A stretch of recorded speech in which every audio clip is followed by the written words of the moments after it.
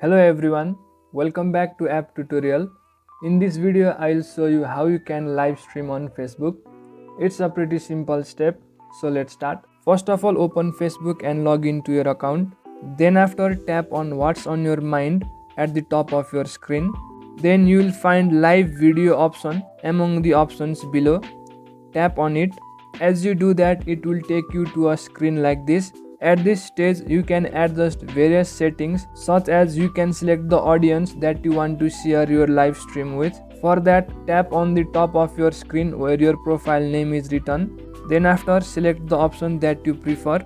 You can also directly share this live video to your story by enabling this specific option. Other than that, you can also share the live stream in the groups that you have joined. After you are satisfied with the preferences, you can go back and adjust other settings such as adding stickers, effects and so on. Then when you have finally adjusted all the settings, you can simply tap on go live and your live stream will start. So in this way you can easily live stream on Facebook. Thank you for watching the video.